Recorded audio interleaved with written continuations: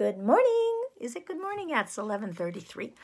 Writing for Children, Lesson 17. Here we go.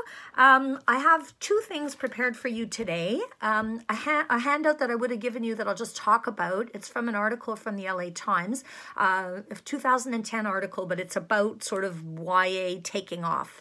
But first, what I found is a friend of mine, Ms. Venditti, who is a librarian in Laval.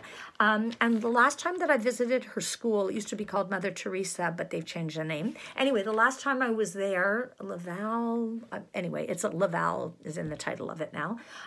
She made me a list of YA books that she thought I should read.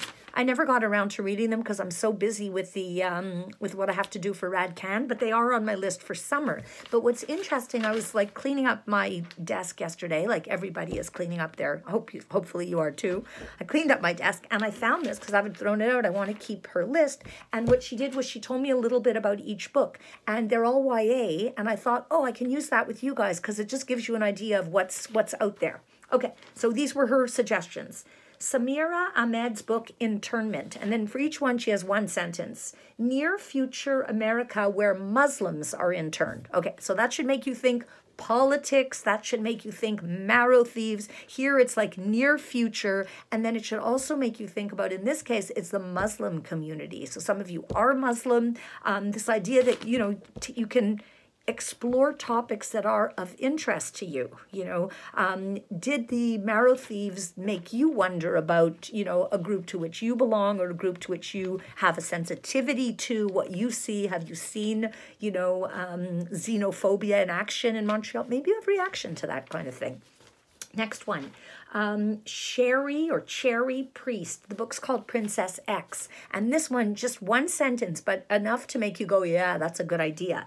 Friend thought dead, turns out to have been kidnapped. Okay, so here we have interesting, right? Because the expectation is the person died, so maybe there was grieving, and then the switch over to a crime, kidnapping. And crime stories are like, that's a big genre. Like we see it in TV and in movies also. So why not in YA?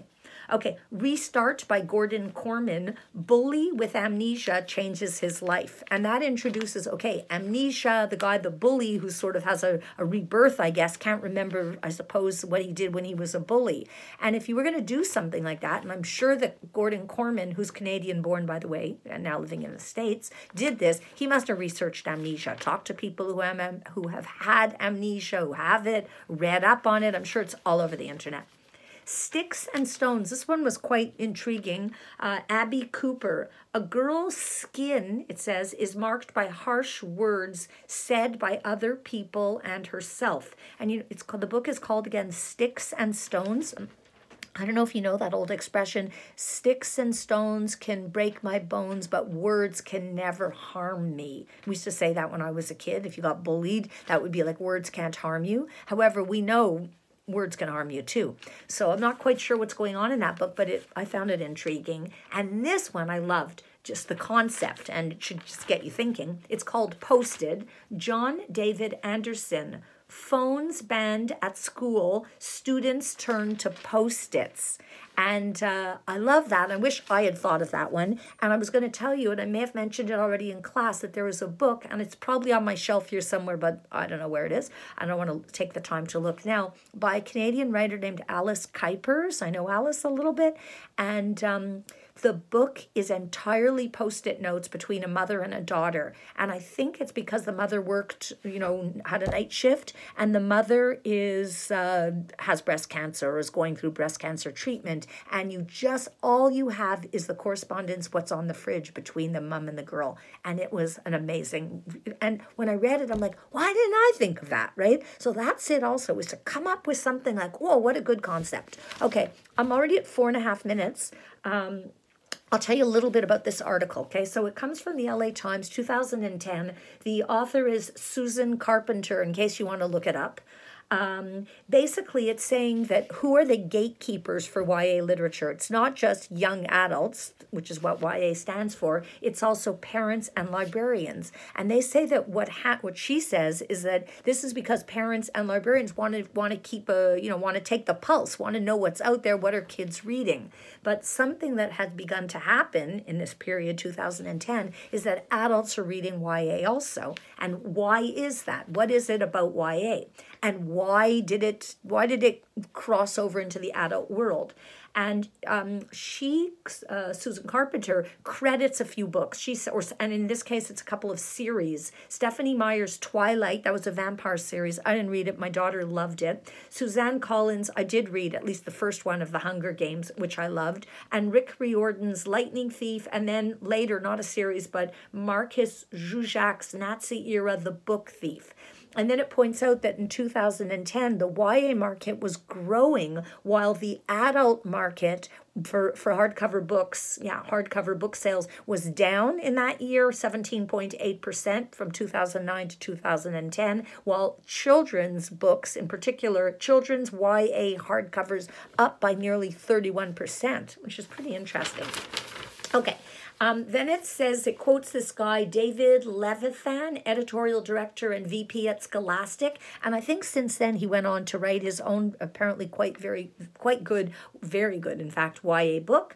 And he says that in his office, a book, if it passes the mother test, quotation marks for the mother test, and that means that the staff, all the people, the editors, whoever works there at Scholastic, if they read a book and they go, oh, my mom would like to read this book.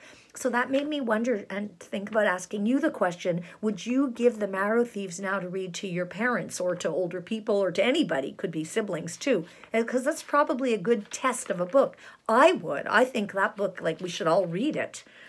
By the way, really loved what you've been putting on the forum, that question. Oh, it's a good idea that I came up with that question.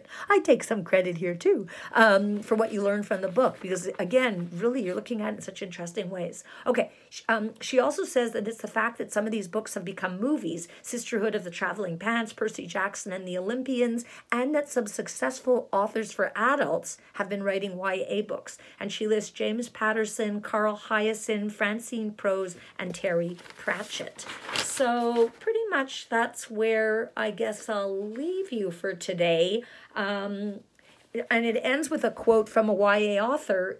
She's actually, I think she's originally Canadian, but living in California, Cecil Castellucci. And she says, as a YA author, I get tired of being asked, when are you going to write a real book? And that makes me laugh because I certainly get asked that too. Sometimes people even say, when are you going to be good enough? As though, you don't have to be that good to write for kids.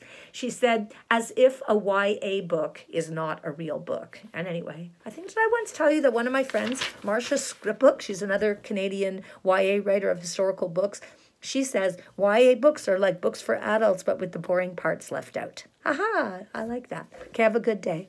Talk to you tomorrow.